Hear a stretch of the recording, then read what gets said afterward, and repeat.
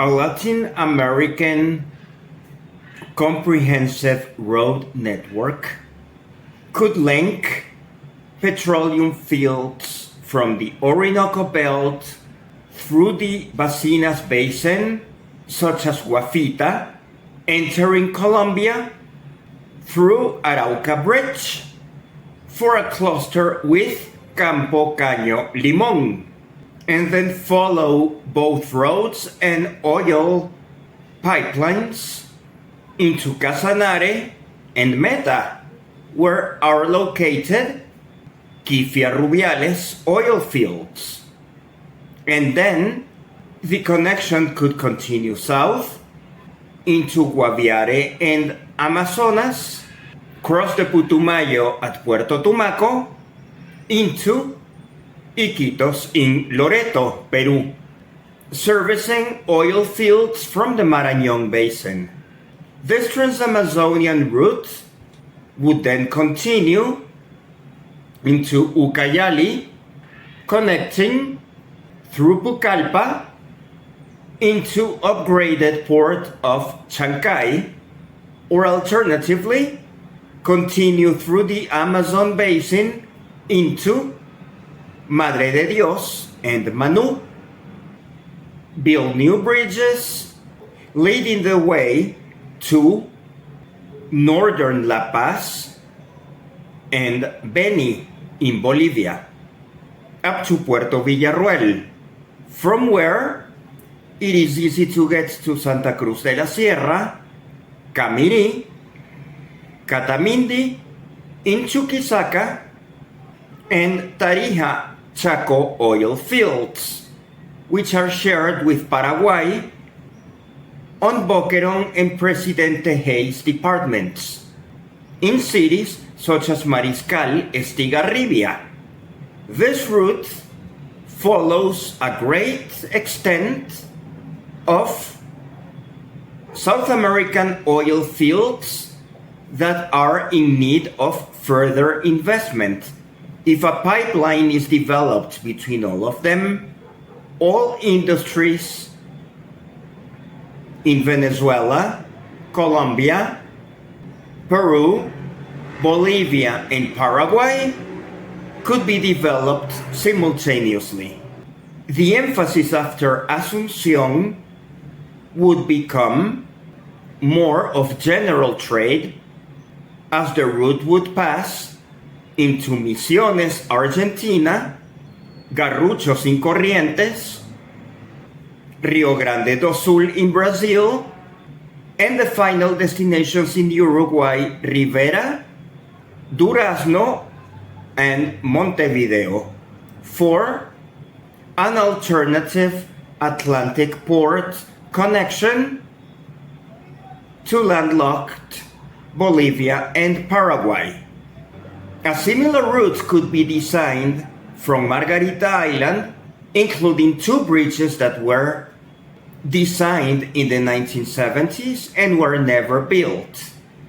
into Coche and then into Araya Peninsula mainland. From there, Trunk 2 would continue south into Ojo de Agua, in Sucre, and Caripito and Maturin Monagas, which is an important oil hub that could receive crude from Anzoátegui, Monagas, and the Orinoco Belt fields of Ayacucho and Carabobo. South of Maturin, much road work must be constructed, as the Orinoco Belt is close to the Orinoco River in an unpopulated area, which requires major infrastructure investment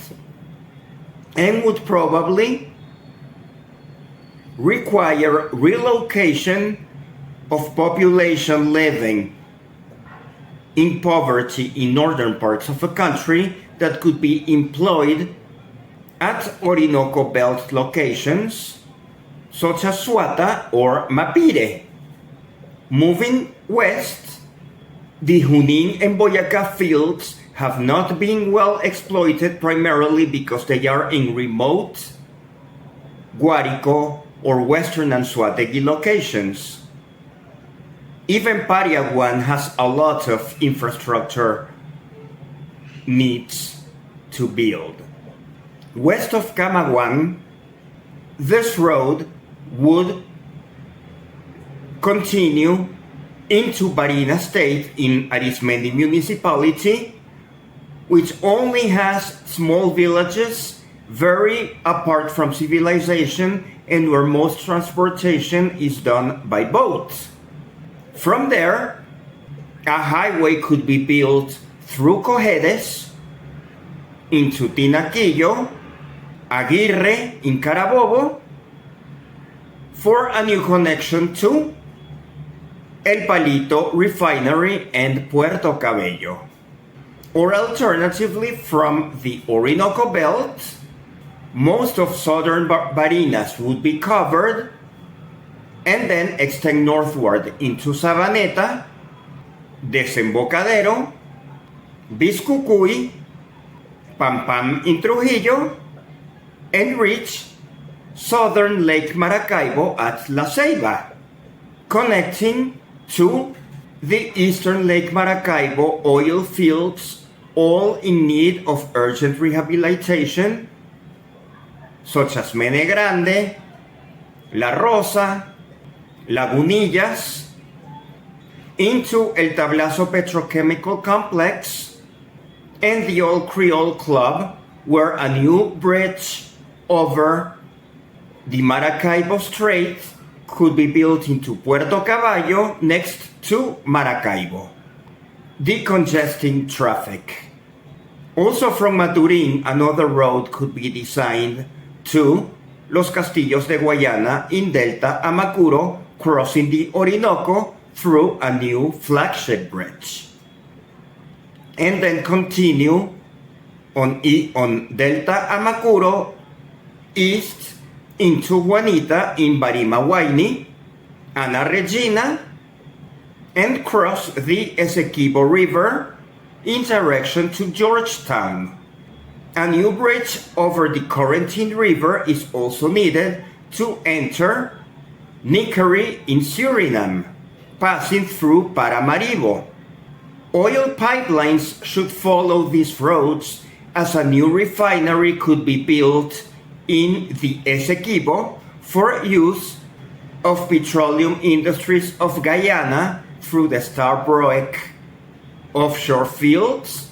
and Venezuelan Orinoco fields. In an intermediate location, and as both countries have the same goal of expanding their petroleum production, this new refinery could actually ease the political tensions because of a border dispute. If we continue traveling the northern South American coast from Paramaribo, Suriname, whose Tului IV refinery could have an upgrade as Suriname's oil industry develops, we would also need a bridge to enter Saint Laurent du Maroni in French Guyana, which would enable access to Kourou European Space Station for the benefit of Colombian, Venezuelan, Guyanese, and Surinamese industries. Then from Cayenne into Oiapoque, we could also have a north-south road in Brazil similar to the one that already exists near Manaus, a road south traversing Pará and Tocantins in direction of Goiás, Serra Verde Mine, and Brasilia, and then turning west through Mato Grosso into Bolivia, getting again to Santa Cruz, where we could have a junction with the previously described Trunk 1 road that just came from Manu en Madre de Dios, Peru. The connection from Serra Verde rare earth mines and Uyuni in Bolivia could be possible, and both are strategic producers of rare earth minerals that are needed by most high-tech industries currently. And from Uyuni, we would get into northern Argentina with puna conditions similar to Bolivia, San Miguel de Tucumán, Córdoba, La Pampa, to have a junction with Neuquén oil fields, south to San Jorge, in Chubut and Santa Cruz, enter the Magallanes Strait, build a bridge over the Magallanes Strait, and get into Teluín oil fields in Tierra del Fuego, ending this journey from Margarita Island into Ushuaia, southernmost Argentina, and La Pataya, southernmost Chile. It is necessary to forget differences between South American countries and concentrate in the regional possibilities of linking strategic locations as described. We could have a comprehensive petroleum and rare earth mining industries that could benefit us all. This Avanza Roads network project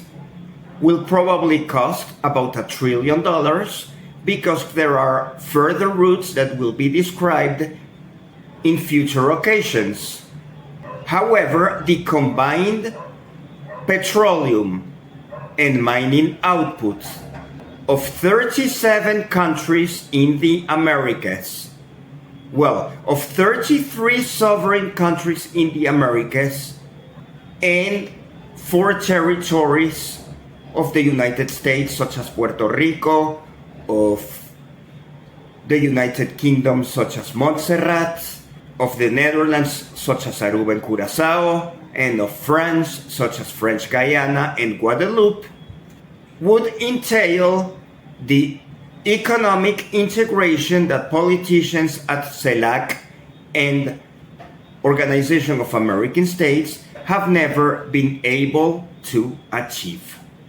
Lobbying for this project completion seems hard because people in countries are programmed to think in very local terms. However, Dwight Eisenhower in the United States in the 1950s designed a network of interstate highways across North America, which is now being replicated with the Avanza roads. Many of the Avanza roads will not pass through capitals of countries because those are well connected. The infrastructure needs should privilege petroleum and mining regions that need connection to factories and export ports into foreign markets. Meanwhile, it would be interesting to think how the oil industries of Potiguar in northeastern Brazil, which could also be linked to Suriname and Guyana, Venezuela, Colombia, Peru, Bolivia, and Paraguay, with a pipeline that could promote efficiencies in oil distribution for the benefit of refineries in the entire South American continent. It looks like a costly project, but revenue from greenfield developments all over South America could return the investment in less than 10 years.